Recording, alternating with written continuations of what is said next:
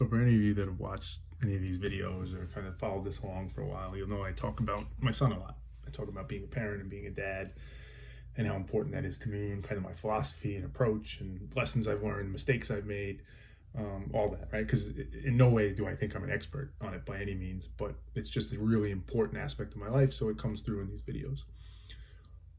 One of the things that's hard about parenting from my perspective and the way that I'm trying to do it is I'm trying to teach my son to question, to understand, to think for himself. The way I often say to him is, you should always know why. If you have a belief, if you take an action, if you do something, whatever it might be, you should always know why. That's an important thing. He's 8 years old. He's going to be 9 soon. What you realize, and I probably had a sense of it when I first started doing it, but now I have a very strong sense of it, is that as with anything in life, there's always pros and cons. There's hidden costs to things. There's implications to things. And when you're teaching an 8-year-old who is still forming and developing himself and is still working his way through the world and trying to understand it, and as we all are, right? 8-year-old, 38-year-old, doesn't really matter much, but there's insecurities, there's egos, there's selfishness, there's all these different things floating through the mind. When you're given this tool almost, or this thing which says, well, you should question everything, it's very easy at times to weaponize it and use it as a self-serving thing, right? If somebody tells you to do something that you just don't want to do, even if you know you should, you could be like, well, I'm going to question that, and I'm not going to just listen and just follow. I'm just not going to conform. And my point of view on that has gotten to a point where it's like, the phrase I often use for it is like, well, that's kind of the cost of doing business. And that's not to diminish it or suggest that it's okay or excuse it. It's just the reality of it. I think there's nothing free in life, right? So if you want to teach a kid and raise a kid to think for themselves and to think critically and to question, you have to understand there's going to be consequences or costs that come with that. And you just kind of have to accept it. You should work through it. You should try and teach him otherwise, but it's always going to be there. And it comes up a lot now because with other family members or people that he interacts with, sometimes you can see it. You could see him sometimes weaponizing it and using it the way he shouldn't. Or sometimes you could see people reacting to it and they're put off by it and they don't like it. And the concepts that I find coming up a lot in this is the idea of respect versus compliance when talking about this topic. Because what I often try and tell him is you can question. Right? If somebody asks you to do something or somebody tells you something that you don't understand or you don't think it's right or whatever it might be, you can question that. You don't have to just comply or conform to it, but you do have to be respectful. You do have to be kind in how you do it, because I personally believe that's the right thing to do, but also because it's just the logical thing to do, right? There's no benefit to be gained from you being disrespectful or rude or any of that stuff. Now, that's hard sometimes for an 8-year-old, so he doesn't always get that right, and that's what we work on, and we try and correct it. But it's interesting to see the reaction to it, because I think oftentimes, and this isn't, myself is included in this often, right? It's just the society we live in. We confuse or we conflate respect and compliance. I think sometimes we think as parents or authority figures or whatever it might be, that we're just looking for respect, but we're not. We're actually looking for compliance. We want you to just do what we said. You could be as respectful as you want, not doing what we said, we're still not going to be okay with it.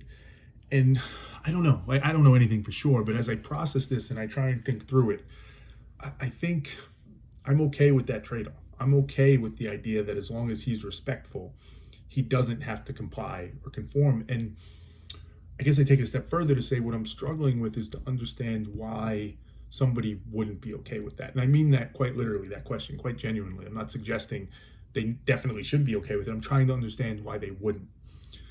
Why would you take issue with the fact if you're speaking to a child or you're speaking to whoever and you ask them to do something or you tell them something or whatever and they question it, if they're polite, respectful, considerate, kind in how they question that, why is that a problem? And it's hard to follow that thread and not get back to a point of, because it's hurting my ego in some way. It's tapping into maybe an insecurity or some preconceived view of what my authority should be over a child or what the relationship should be with a child, and they should just do what I say. it's hard not to see the thread ending there. I mean, sometimes what I've heard from different people is, well, it's for their own good because I sometimes, they need to just do what I say to keep them safe. Or I'm trying to teach them for later in life because, sometimes you have to do things you don't want to do. And all that can still be true, but I don't think that negates the idea that if they question it, because what I always come back to is then just give them that explanation, right? So using my son as the perfect example, if he's asked to do something and he questions it, right? If he questioned it respectfully and you give him the answer and say, well, you need to do this for XYZ reason, and it's logical and it makes sense, and he does it, we should be fine. If he doesn't do it at that point, he has to then give the reason as to why he's not doing it. If he doesn't have a good reason, well, then yeah, he should be held accountable for that. And whether that be a punishment or whatever it might be, I just don't see how it doesn't work. And to me, the reason I speak on this or any of this, aside from the fact that it's just important and interesting to me, is I think that we need to be much more honest with ourselves as a society of how much we demand compliance and conformity. And particularly in light of where we find ourselves today, where a lot of people would be the ones to complain and say, people are sheep, or they don't think enough for themselves, or you just follow the crowd, or you just listen to the news, or follow this station or that station, right? That's a general sentiment that you hear from a lot of people. A lot of those same people will be the ones saying, I demand compliance from a child. They should never question me. They shouldn't ask for this. And I think we need to reconcile that. I think myself at times, but others as well in society, need to reconcile that and be honest with ourselves. Like, somebody's lying in that, right? Somebody's either you value compliance and that's what's most important, or you value critical thinking and thinking for yourself.